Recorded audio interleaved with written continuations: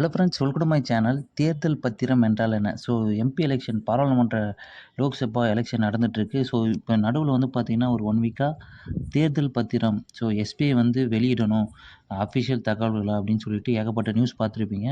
So அந்த தேர்தல் பத்திரம் அப்படின்னா என்ன? அப்படின்னு சொல்லிட்டு தான் இந்த வீடியோல பார்க்க போறோம் சிம்பிளா.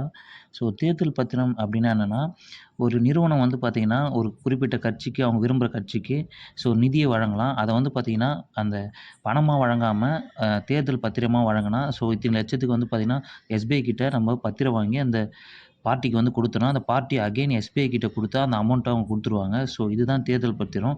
ஸோ நன்கொடை வழங்குறத வந்து தான் இந்த முறைய வந்து பின்பற்றதுக்காக இந்த தேர்தல் பத்திரம் அப்படின்ற ஒரு கான்செப்ட்ட கொண்டு வந்தாங்க, சிம்பிளா. ஸோ அத தாண்டி எதனால அந்த கட்சிக்கு வந்து பார்த்தீங்கன்னா, இந்த நிறுவனங்கள் நன்கொடை கொடுக்கணும் அப்படின்னு சொல்லிட்டு பார்த்தோம்னா, சிம்பிளா சொல்லணும்னா, அந்த கட்சி இவங்க நன்கொடை குடுக்குற கட்சி ஆட்சிக்கு வந்தா, இவங்களுக்கு எதனா கான்ட்ராக்ட்ஸ் அது போல கிடைக்கும் அப்படின்ற விஷயம் தான் பார்த்தீங்கன்னா, உண்மையான விஷயம். ரியாலிட்டி அதான். அதுக்காக தான் குடுக்குறது. பட் யாரும் அது வெளியில ஓப்பனா சொல்ல மாட்டாங்க. ரியாலிட்டி அதான். ஸோ இதுதாங்க தேர்தல் பத்திரம்னா. நார்மலா வந்து பார்த்தீங்கன்னா, இந்த தேர்தல் பத்திரம் வரத்துக்கு முன்னாடி ஒரு 7.5% மட்டும் தான் வந்து பார்த்தீங்கன்னா, அ அரசியல் கட்சிகளுக்கு நிறுவனங்கள் வந்து நன்கொடை வழங்கலாம். பட் இந்த தேர்தல் பத்திரத்தில அப்படி கிடையாது. எவ்வளோ நாளும் நம்ம வந்து பார்த்தீங்கன்னா, அந்த ஆப்போசிட் அந்த பார்ட்டிக்கு வந்து பார்த்தீங்கன்னா, நம்ம மணி வந்து இந்த தேர்தல் பத்திரம் மூலமா குடுக்க முடியும். ஸோ, அதனால வந்து பார்த்தீங்கன்னா என்ன பண்ணாங்கன்னா, ஸோ ஒரு சில குறிப்பிட்ட பேர் வந்து பார்த்தீங்கன்னா, இதுலயும் வந்து ஸ்கேம் நடக்கிறதுக்கு வாய்ப்பு இருக்கு. ஸோ, அதனால வந்து பார்த்தீங்கன்னா, எஸ்பிஐ வந்து இவங்க யார் யாருக்கு எவ்வளோ நன்கொடை குடுத்துருக்காங்க அப்படின்ற டீட்டெயில்லாம் வந்து பார்த்தீங்கன்னா, நீங்க வெளியிடணும் அப்படின்னு சொல்லிட்டு ஹைகோர்ட் ஒரு உத்தரவு போட்டாங்க. ஸோ, அத பேஸ் பண்ணி தான் எல்லாரும் வந்து பார்த்தீங்கன்னா, எஸ்பிஐ வந்து அந்த டேட்டாவ வெளியிடணும் அப்படின்னு சொல்லி கேட்டுட்டு இருந்தாங்க. நம்ம தற்போதைய நிதி அமைச்சரா இருந்தவர் வந்து பார்த்தீங்கன்னா, நம்ப பிடிஆர் அவர்கள் வந்து கூட சொல்லியிருந்தாரு. அத ஒரு 2 நிமிஷத்தில வெளியிட்டுறலாம். எஸ்பிஐ ஏன் இவ்வளோ லேட் பண்றாங்க அப்படின்னு தெரியல அப்படின்னு சொல்லிட்டு. ஸோ அந்த டேட்டாவ கேட்டு தான் இப்போ ஒரே பிரச்சனையா போயிட்டுருக்கு. எஸ்பிஐயும் வந்து பார்த்தீங்கன்னா, தற்போது அழிச்சிருக்காங்க. ஸோ ஏடிஎம்கேக்கு வந்து மட்டும் பார்த்தீங்கன்னா, சிஎஸ்கே டீம்ல இருந்து 3,00,00,000 4,00,00,000 வந்து பார்த்தீங்கன்னா, நன்கொடை அளிச்சிருக்காங்க. ஸோ அது இல்லாம ஏகப்பட்ட வேற வேற பேர்ல இருக்கிற கம்பெனி மூலியமா வந்தும் நிதி அளிச்சிருக்கிறதா சொல்லப்படுது. ஸோ அதிகப்படியான நிதி வந்து பார்த்தீங்கன்னா, எந்த கட்சிக்கு போயிருக்குன்னா, பிஜேபிக்கு தான் போயிருக்கு.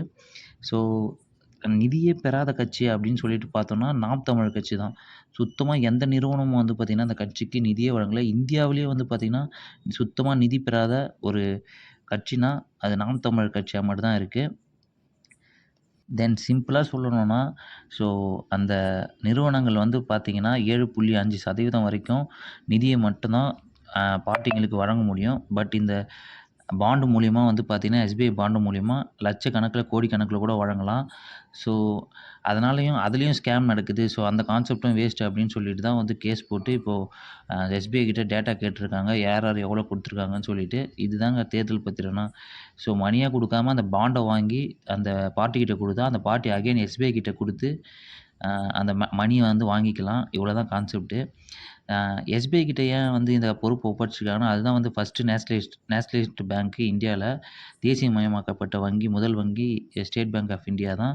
ஸோ அவங்க கிட்ட எந்த பிரச்சனையும் இருக்காது அப்படின்னு பார்த்தா, அவங்களே வந்து பார்த்தீங்கன்னா, ஏகப்பட்ட டேட்டா வந்து சரியா குடுக்க முடியல அப்படின்னு சொல்றாங்க. ஸோ இத பத்தி நீங்க என்ன நினைக்கிறீங்கன்னு சொல்லிட்டு கமெண்ட்ல சொல்லுங்க. தேங்க்ஸ் ஃபார் வாட்சிங் திஸ் வீடியோ. இந்த வீடியோல எதனா டவுட் இருந்ததுன்னா கமெண்ட்ல சொல்லுங்க. கண்டிப்பா கமெண்ட் பண்ணுங்க.